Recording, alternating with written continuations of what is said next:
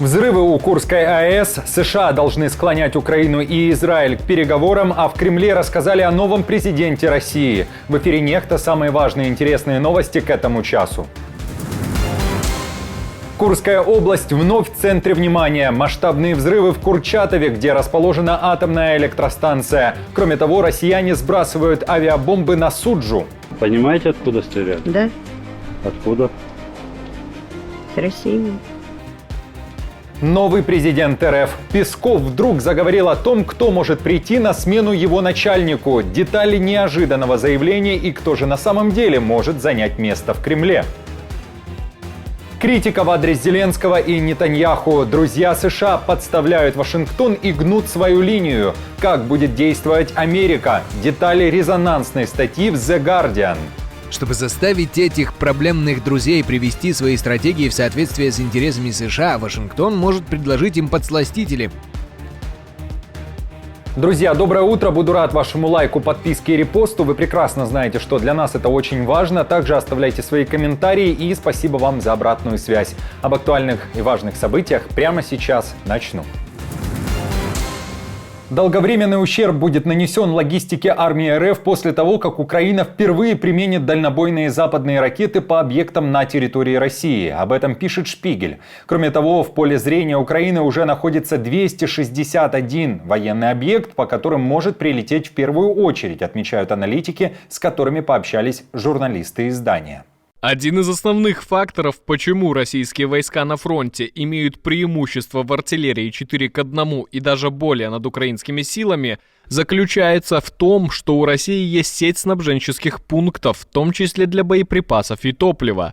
Сейчас эти объекты Россия защищает незначительно из-за ограничений, которые запрещают Украине применять западное дальнобойное оружие на территории РФ. По данным издания, первыми под удар попадут командные пункты и аэродромы в Ростовской области, в Воронеже. Кроме того, с помощью дальнобойных ударов Украина бы ослабила радиолокационные возможности и радиотехническую разведку РФ. Западные партнеры пока не готовы сбивать российские цели в небе над Украиной. Об этом заявил Зеленский во время совместного брифинга с новым генсеком НАТО Марком Рютте, который приехал в Украину. Рютте заявил, что вопрос снятия табу на использование дальнобойного оружия будет обсуждаться на следующем заседании в формате «Рамштайн». Генсек НАТО говорит, что Украина имеет право на защиту, а еще уверяет, что будущее Украины в НАТО. А вот Зеленский тем временем заявляет, что даже получить приглашение в Североатлантический альянс непросто. Україна фокусується на деяких речах. А що стосується НАТО, зараз ми сфокусовані на тому, щоб Україну запросили в НАТО, по-перше. Це дуже важливий крок, це складно досягти. Ми фокусуємось на цьому результаті. Будемо робити все, щоб це отримати. Друге – це зброя, передусім ППО, передусім наближення рішення, яке було в Вашингтоні щодо відповідної кількості відповідних систем, Патріот і САМ-ПТІ. Наближаємо цей час, щоб отримати все це, що було вирішено на саміті, а також щодо додаткових систем. Що стосується, чи готові союзники збивати, працюємо з ними, поки що вони не готові. Российская армия продолжает бить по своим же населенным пунктам в Курской области. Пока Захарова рассказывает, что ВСУ создают некие концлагеря в российском приграничье, граждане РФ говорят, что армия РФ бьет по их домам. Видео, в котором рассказывается о том, что на самом деле сейчас происходит в Курской области, публикует медиа, которая работает в регионе, а также представитель украинской военной комендатуры в Курской области Алексей Дмитрошковский. Понимаете, откуда стреляют? Да. Откуда? С России. По своим. Не жалко. Вы тоже не голосовали за Путина? Нет. А как вы относитесь вообще к политике, которую ведет Путин? Вам это нравится? Вы поддерживаете? Ой, вы знаете, я человек вне политики. Вот это ж не политика, Понятно. а это следствие действий вашего Путина. Дядечка Татьяна Николаевна из города Суджа. Хочу передать привет своему сыну. Рома, у меня все хорошо. Не переживай. Что ж хорошего? Дома нету. Ну и ладно. Чего ж вы ему не скажете? Ну зачем? Тем временем Forbes продолжает анализировать успехи и проблемы украинской операции на территории РФ. Издание акцентирует внимание на том, что в Курской области ВСУ могли потерять один из своих самых современных танков «Леопард-2А». Кроме того, Forbes пишет и о потере украинцами населенных пунктов на востоке Украины, пока Курская операция продолжается. В то же время в Украине говорят о том, что до сих пор Россия не смогла выбить украинских военных из российского приграничья. У них логика такая, их поведение, их боевых действий, они ведут себя как будто вот здесь нет ничего, что их как-то касается, ни их поселков, ни их людей. Они считают, что все, кто хотел, выехали, и все остальное не имеет значения. То есть они кабами закидывают, по 3 каба за раз кидают, чтобы хоть один попал в укрепление в наше, там, где мы сидим. И сносят, выносят просто все. То есть свои собственные села, базы тут, которые есть, они равняют в ноль. Ведут себя так же, как на Донбассе. Но чтобы вы понимали, картина не такая, что мы идем парадным шагом. У нас тоже есть и потери, и наши пацаны пропадают, гибнут. Тут нелегкая прогулка совсем. Курская операция достаточно жесткая сейчас идет. Накануне в городе Курчатов Курской области, где находится АЭС, прогремели взрывы. Об этом писали местные телеграм-каналы, сообщалось о работе ПВО. Пропагандисты моментально обвинили ВСУ в намеренном обстреле города и чуть ли не ударе по АЭС. Наша команда существует благодаря вам. Поддержите ее, чтобы мы могли продолжать нашу работу. В Кремле рассказали, кто может стать новым президентом РФ. Правда, при этом никто не говорит, когда уйдет Путин. Тем не менее, его пресс-секретарь в интервью журналистам уверяет, что президентом РФ может стать в том числе участник войны против Украины, так называемый герой так называемой СВО. По Конституции может. У нас в Конституции четко прописано, кто может возглавить государство.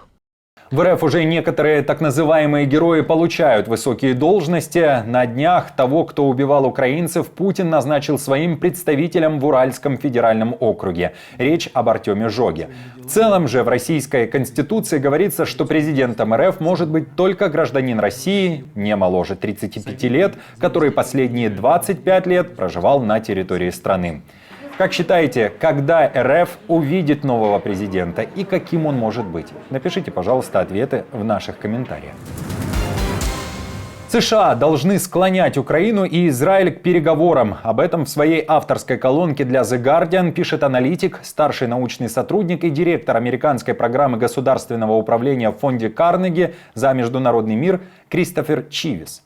В частности, он пишет о том, что Вашингтон оказывает широкую военную помощь этим странам, даже несмотря на то, что их действия противоречат долгосрочным интересам США. Чивис критикует Нетаньяху, который, далее цитата, неоднократно игнорировал усилия США по деэскалации войны в Газе. Чивис считает, что Нетаньяху бросает вызов Байдену более откровенно, чем Зеленский, который вызывает больше симпатии, а во-вторых, ведет другую войну. Тем не менее, аналитик пишет, что Зеленский также не желает предпринимать значимых шагов к реальному прекращению огня и надеется, что ему удастся вернуть утраченные территории Украины силой оружия. Чтобы заставить этих проблемных друзей привести свои стратегии в соответствие с интересами США, Вашингтон может предложить им подсластители. Для Украины реалистичный план обеспечения ее послевоенной безопасности. Для Израиля экономическая выгода от нормализации отношений с Саудовской Аравией. Оба этих варианта изучаются, но они могут потребовать новых серьезных военных обязательств, которых Вашингтону было бы разумнее избегать. Полноправного членства Украины в НАТО и заключения оборонного договора с США с Саудовской Аравией. В Японии строят целый подземный бункер исключительно для сбора осадков. В Токио заявляют, что это необходимо из-за изменения климата. Проливные дожди могут привести к затоплению населенных пунктов, поэтому было принято решение, что вода должна уходить под землю в специально оборудованные помещения. Их масштабы, судя по видео, впечатляют. В Японии уточняют, что объемы пещеры таковы, что могут вместить в себе почти 100 бассейнов олимпийского размера. Сеть специальных подземных тоннелей направляет всю воду именно в этот подземный собор. Это одно из названий такого бункера для воды. Сейчас мы находимся в долгосрочной тенденции к потеплению, поэтому мы ожидаем, что с повышением температуры в будущем будут выпадать ранее невиданные рекордные количества осадков.